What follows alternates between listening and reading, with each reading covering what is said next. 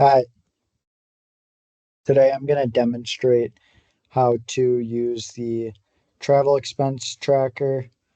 So basically, this is just a helpful tool to organize your trip and lay out basically all the costs associated with your trip. So there's four categories: travel, activities, lodging, and food.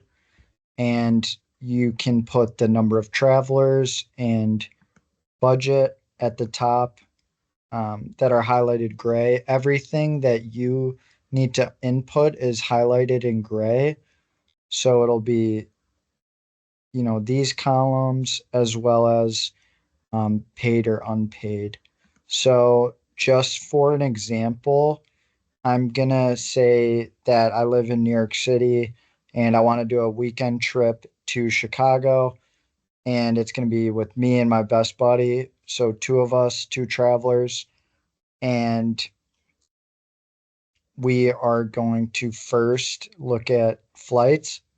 So I found a pretty good flight, nonstop, round trip, New York to Chicago for a long weekend, August 15th, come back the 19th for about $170.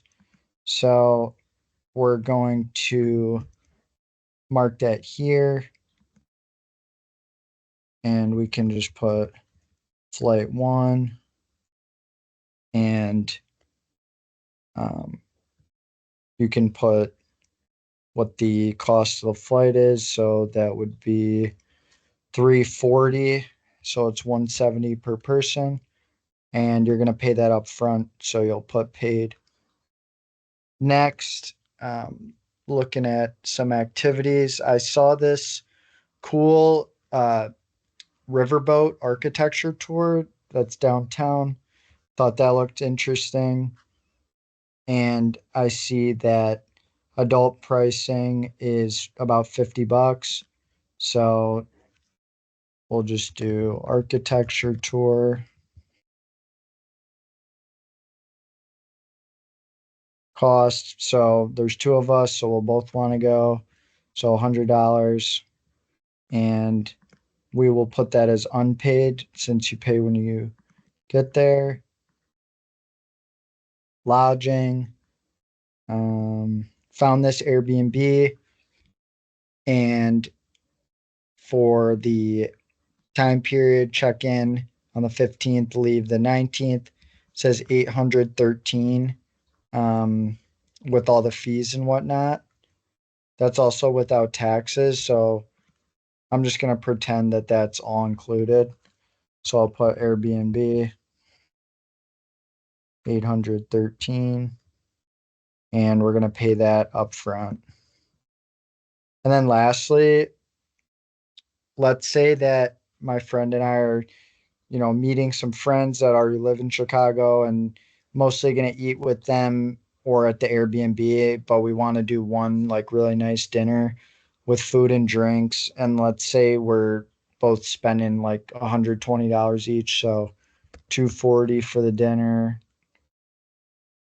excuse me, dinner, 240.